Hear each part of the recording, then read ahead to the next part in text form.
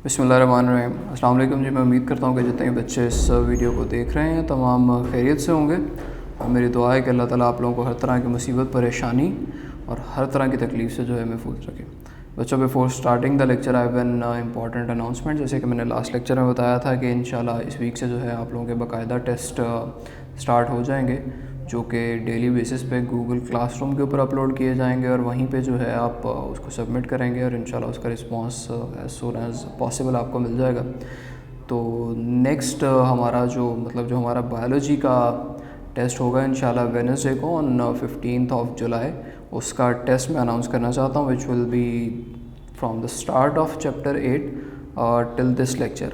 आज जहाँ तक हम लोग पढ़ेंगे चैप्टर 8 के स्टार्ट से लेके इंशाल्लाह आज वाले लेक्चर तक जो है आप लोगों का वेडनेसडे 15 जुलाई को इंशाल्लाह आप लोगों का जो है टेस्ट होगा, मॉर्निंग में अपलोड हो जाएगा और वहीं पे जो है आप उसको फिल करके सबमिट करेंगे। आते हैं जी अपने लेक्चर की तरफ। हम लोग पढ़ रहे हैं जी chapter 8 which is about nutrition. और पिछले चंद लेक्चर से जो है हम लोगों ने मेल न्यूट्रिशन के बारे में पढ़ना शुरू किए। तो हम लोगों को पता चला कि मेल न्यूट्रिशन जो है एक इस तरह की कंडीशन को कहते हैं, इस तरह की प्रॉब्लम्स को कहते हैं which are related to nutrition. ठीक है जी, all problems which have somehow link with your food intake, your diet और योर न्यूट्रिशन। इस तरह की किसी भी प्रॉब्लम को जो है मेल न्यूट्रिशन कहा जाता है। वो खाने की कमी की वजह से भी हो सकती है, वो खाने की ज़्यादती की वजह से भी हो सकती है, like taking food more than the require amount और taking food less than the require amount. ये दोनों कंडीशंस जो है मेल न्यूट्रिशन कॉज कर सकती हैं। इसमें जो है हम लोगों ने काफ़ी सारी चीज़ें पढ़ना शुरू की। हम लोगों ने प्रोटीन, एनर्जी, मेल न्यूट्रिशन के बारे में पढ़ा, फिर हम लोगों ने मिनरल डेफिशिएंसी डिजीज़ के बारे में पढ़ा, फिर उसी लेक्चर में जो है मैंने आप लोगों को थोड़ा सा ओवर इनटेक ऑफ न्यूट्रिशंस के बारे में भी बताया। आज जो है हम लोग पढ़ना स्टार्ट करेंगे कि ये तमाम बातें जितनी भी हम लोगों ने पढ़ी, इनके जो है फ़र्दर आपकी बॉडी पे क्या क्या इफ़ेक्ट्स हो सकते हैं। आप समझ लें कि पहले मेल न्यूट्रिशन के हवाले से हम लोगों ने जितनी भी चीज़ें पढ़ी, उन्हीं सारी चीज़ों को जो है एक समराइज़ करके उनका निचोड़, उनका एब्स्ट्रैक्ट जो है इंशाल्लाह हम लोग आज पढ़ेंगे। ठीक है, तो this would be a very simple and very small lecture.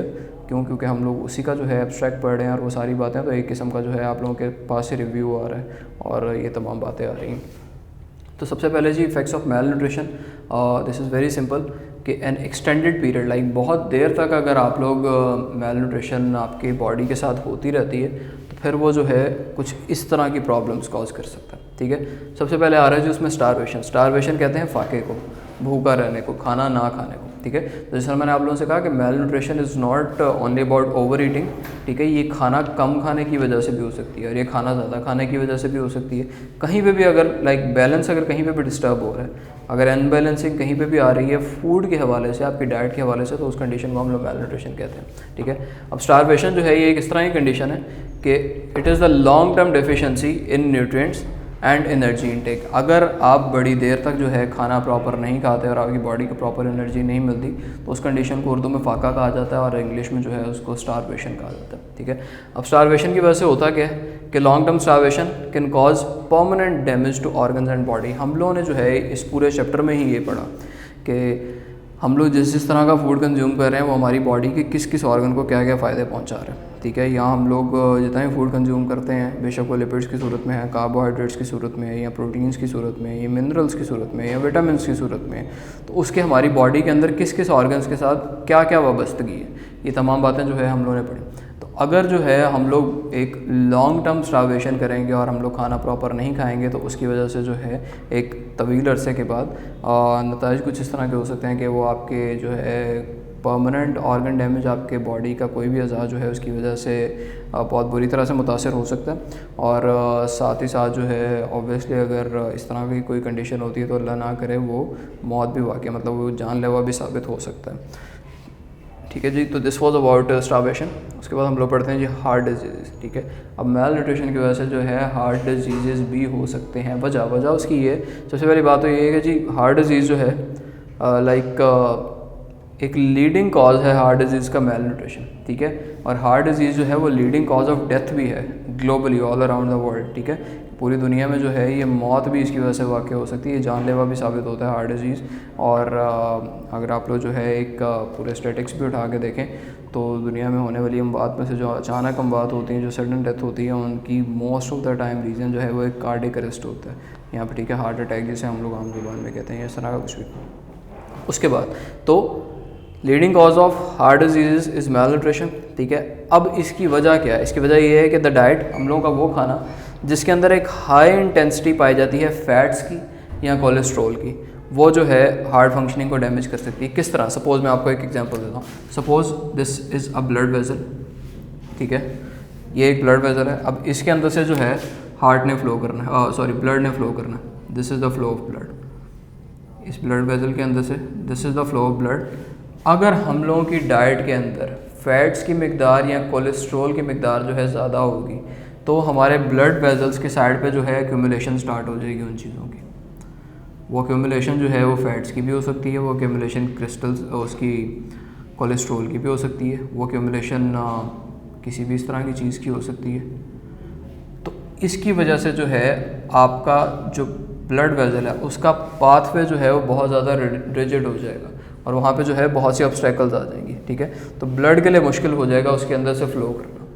इस तरह की कंडीशन में जो है ब्लड जब ठीक तरह से हार्ट के पास नहीं पहुंचेगा तो हार्ट की फंक्शनिंग डैमेज होगी, जिस वजह से बहुत से हार्ट डिजीज़ हो सकते हैं या हार्ट अटैक भी हो सकते हैं, इस तरह का कोई भी मामला हो सकता है। तो मेल न्यूट्रिशन की चूँकि हम लोग बात कर रहे हैं, तो ऐसा खाना यहाँ पर अगर हम लोगों का वो खाना जो कि हम लोग डेली बेसिस पे खाते हैं और उसके अंदर फैट्स की या कोलेस्ट्रॉल की मिकदार जो है ज़्यादा पाई जाती है, उसकी वजह से ये मसला हो सकता है और इस मसले की वजह से जो है फिर हार्ट डिजीज़ हो सकते हैं which can lead to death unfortunately. Third condition हमारे पास आ रही है जी कॉन्स्टिपेशन। कॉन्स्टिपेशन मैंने आप लोगों को हम लोगों ने 2 लेक्चर पहले भी इसके बारे में पढ़ा था, तो हम लोगों को ये पता चला कि कॉन्स्टिपेशन इस तरह की कंडीशन को कहा जाता है in which it becomes hard for a person to pass faeces, ठीक है, जिसमें आपकी बॉडी में से आपके लेफ़्ट ओवर फूड की एक्सक्रीशन थोड़ी सी कॉम्प्लिकेटेड हो जाए, उस कंडीशन को कॉन्स्टिपेशन कहा जाता है, ठीक है। अब उसकी बहुत सी वजूहत होती हैं, वो मतलब इम्प्रॉपर डाइजेशन की वजह से भी हो सकता है, वो आपका फूड भी कुछ इस तरह का हो सकता है जो कि कॉन्स्टिपेशन कॉज करें, और भी बहुत सी जो है इसकी वजूहत हो सकती हैं, ठीक है। तो सबसे पहले जी mail nutrition can also cause unscheduled meals, ठीक है। देखें जब आप प्रॉपर खाना नहीं खा रहे, हमारा जो ब्रेन है ना उसको हर तरह के मामले के लिए पहले से समझाना पड़ता है, ठीक है। मैं एक आपको बड़ी कॉमन सी एग्जांपल देता हूँ कि अगर आप लोगों की डेली रूटीन है कि आप रात 11 बजे सो जाते हैं, ठीक है, तो कोई ऐसा दिन जिस दिन आप बेड पर नहीं जाते 11 बजे, उस टाइम भी जो है आपको ब्रेन से एक रिफ्लेक्स आने लग जाता है, एक कॉल सी आने लग जाती है कि now it's your bed time, ठीक है। तो हमारा ब्रेन जो है वो हर तरह की हर चीज़ के लिए जो है ट्रेंड होता है। तो अगर हमारी जो मील है, हमारे जो खाने का वक्त है, दैट इज़ अनशेड्यूल्ड, वो प्रॉपर नहीं है कि किसी टाइम जो है हम लोग नाश्ता किसी दिन 12 बजे करें, किसी दिन सुबह 8 बजे करें, किसी दिन हो सकता है सुबह 6 बजे कर लें, तो हमारा जो है ब्रेन वो स्टमक को कभी भी इस चीज़ के लिए तैयार नहीं कर पाएगा, उसको किसी टाइम का नहीं पता होगा। तो जो स्टमक जो है जब उसके लिए मेंटली प्रिपेयर्ड नहीं होगा तो फिर वो ठीक तरह से डाइजेशन नहीं करेगा। जब वो ठीक तरह से डाइजेशन नहीं करेगा तो फिर आपको वहाँ पे जो है कॉन्स्टिपेशन कॉज हो सकती है, ठीक है।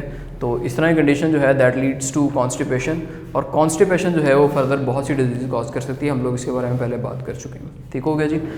उसके बाद fourth problem is obesity. Obesity कहा जाता है मोटापे को, ठीक है। मोटापा या फिर ओबेसिटी का मतलब होता है ओवर वेट होना, ठीक है। एक नॉर्मल वेट से ज़्यादा अगर आपका वेट एक्सीड कर जाए या बहुत ज़्यादा आपके जिस्म के ऊपर जो है फैट एक्यूमुलेशन हो जाए, इस तरह का कोई भी मामला हो जाए, तो उस कंडीशन को ओबेसिटी कहा जाता है और उस इंसान को ओबीस कहा जाता है, ठीक है। अब ये भी मेल न्यूट्रिशन की वजह से होती है कि अगर आप ऐसा खाना खा रहे हैं जिसके अंदर फैट्स की मिकदार बहुत ज़्यादा है या लिपिड्स बहुत ज़्यादा हैं, इस तरह की चीज़ें, इवन के कार्बोहाइड्रेट्स बहुत ज़्यादा हैं, तो वो भी जो है ओबेसिटी कॉज कर सकता है। ओबेसिटी जो है अनशेड्यूल्ड मील्स की वजह से भी हो सकती है कि जब डाइजेशन जो है इम्प्रॉपर होगी तो ऑब्वियसली फिर आपका जो खाना है ठीक तरह से हजम नहीं होगा, तो फिर मोटापा उसकी वजह से हो सकता है। उसके अलावा ओवर इनटेक ऑफ फूड, ज़रूरत से ज़्यादा खाना खाना, ठीक है, और लेस वर्कआउट, ठीक है, कि अगर आप खाना बहुत ज़्यादा खा रहे हैं और काम कोई भी नहीं कर रहे तो उसकी वजह से भी जो है ओबेसिटी हो सकती है। ओबेसिटी को मदर ऑफ ऑल डिजीज़ कहा जाता है, ठीक है। And this is very true कि obesity is definitely the mother of all disease. क्यों? क्योंकि इसकी वजह से जो है फिर हाइपरटेंशन कॉज हो सकती है या हार्ट डिजीज़ कॉज हो सकते हैं या डायबिटीज़ कॉज हो सकती है, इस तरह के और बहुत से मसाइल कि जब आपने एक ज़रूरत से ज़्यादा अपने ऊपर वज़न उसको कैरी करना है और इस तरह के मामला तो होंगे, तो फिर that would definitely serve as the mother of all diseases, जो कि मैंने आप लोगों को बता दिया कि वो डिजीज़ क्या क्या हो सकती हैं। तो चलते हैं जी कंक्लूजन की तरफ। हम लोग पढ़ रहे थे इफ़ेक्ट्स ऑफ मेल न्यूट्रिशन। हमें पता चला कि एक एक्सटेंडेड पीरियड जो है मेल न्यूट्रिशन का वो इस तरह के मसाइल कॉज कर सकता है, जिसमें सबसे पहले स्टारवेशन था, मतलब फाका कशी। अगर आप लोग प्रॉपर खाना नहीं खाते और बड़ी देर तक अगर ये सिलसिला चलता रहता है तो वो जो है मेल न्यूट्रिशन की वजह से स्टारवेशन कॉज कर देगा, और स्टारवेशन जो है वो अल्टीमेटली डेथ भी कॉज कर सकती है ऑर्गन डैमेज की वजह से, अगर आपकी बॉडी जो है प्रॉपर उसको एनर्जी नहीं मिल रही। Then we have heart disease जो हैं वो लीडिंग कॉज ऑफ डेथ हैं ग्लोबली, और साथ ही साथ ये भी मेल न्यूट्रिशन की वजह से हो सकते हैं। क्यों हो सकते हैं, मैंने इस एग्जांपल के थ्रू आप लोगों को समझा दिया, ठीक है जी। कि जब फैट एक्यूमुलेशन होगी या कोलेस्ट्रॉल एक्यूमुलेशन होगी तो फिर ब्लड का जो फ्लो है वो थोड़ा सा कॉम्प्लिकेटेड हो जाएगा, और उसकी वजह से तमाम मसाइल हो सकते हैं। देन हम लोगों ने पढ़ा कॉन्स्टिपेशन के बारे में, जो कि अनशेड्यूल्ड मील्स की वजह से भी हो सकती है, या आप लोगों का बहुत ज़्यादा अगर आप लोग हार्ड आर्टिकुलेटेड इस तरह के खाने खा रहे हैं उस वजह से भी हो सकती है, ठीक है। और कॉन्स्टिपेशन की वजह से फर्दर बहुत से प्रॉब्लम्स कॉज हो सकते हैं। ओबेसिटी के बारे में पता चला कि ओबेसिटी जो है मोटापे को कहते हैं, ये ओवर इनटेक ऑफ फूड की वजह से होती है, या फिर अगर अनशेड्यूल्ड मील ले रहे हैं तो उसकी वजह से भी हो सकती है। And this is known as the mother of all diseases. क्योंकि हाइपरटेंशन भी कॉज कर सकती है, ये डायबिटीज़ भी कॉज कर सकती है, जिसकी वजह से फर्दर बड़े मसाइल होते हैं। ये ब्लड रिलेटेड प्रॉब्लम्स भी कॉज कर सकती है, हार्ट डिजीज़ भी कॉज कर सकती है। तो इस वजह से इन सारी चीज़ों से हमें अंदाज़ा होता है। वैसे मैं एक छोटा सा जो है मैसेज एंड पे देना चाहूँगा, ये तमाम चीज़ें हम लोग क्यों पढ़ते हैं, हम लोग इस वजह से नहीं पढ़ते हैं कि हमें अगर एग्ज़ाम में सवाल आ गया तो हमने इसके बारे में लिखना है। ये पढ़ने का मकसद ये है कि इससे पढ़ के हम लोग कुछ सीखें और अपना जो है शेड्यूल उस हवाले से जो है बेहतर करें, या अपने मील्स जो है उस हवाले से बेहतर करें, ताकि हम लोग जो है एक हेल्दी लाइफ एक्सपीरियंस कर सकें। मैं उम्मीद करता हूँ कि तमाम बच्चों को समझ आ गई होगी। कोई भी सवाल हो तो आप लोग गूगल क्लासरूम में पूछ सकते हैं।